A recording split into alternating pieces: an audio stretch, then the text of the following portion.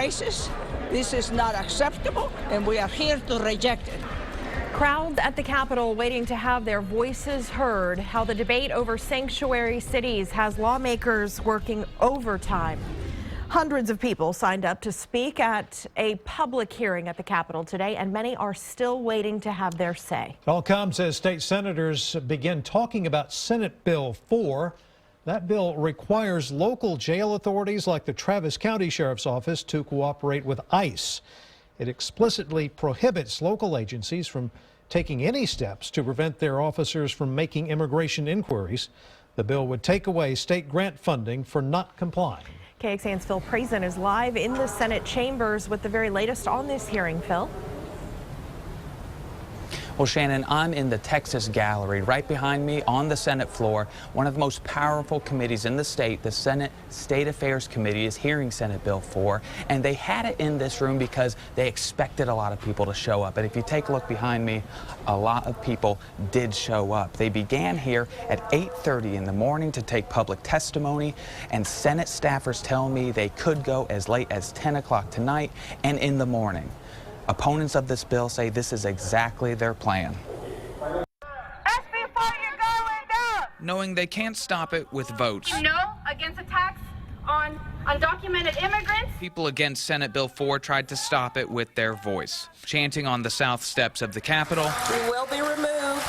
And in the Senate chamber.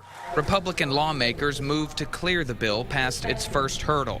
Protesters made it as big a pain as they could. Will DPS please remove the person? Thank you. The bill would require local law enforcement to hand people here illegally over to federal authorities and strips grant money away if they don't. Criminal act or a criminal component to that. Austin's local police department is against it. We're going to have segments of our community that are less likely to trust us, less likely to cooperate with us, and then therefore become more likely to be victimized. Other statewide law enforcement groups and conservative senators say it would reinforce the rule of law instead of letting each sheriff choose on their own. Because then it becomes contingent upon who is the elected official of the day, who is the jurisdiction of the day, and it provides instability. Around 500 people put their name down to testify, some in support, but most against, being bussed in from around the state. It was the first long day of what could turn into a long session. Now, surrounding the gallery, you'll see DPS troopers. They've just been here for security throughout the day as people come in and out. Now, if you check out the Senate website online, you'll see the exact same committee at the exact same time tomorrow morning for public testimony. They're expecting a long night, and if it needs to go to the morning, they will start again in the morning. But live at the Capitol, Phil Prazen, KXAN News.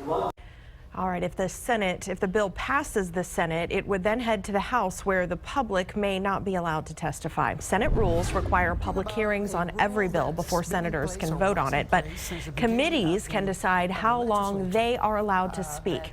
At today's hearing, testimony is limited to 2 minutes. The House, though, does not require public hearings. House rules say they, quote, should be and almost always are held on bills of outstanding importance.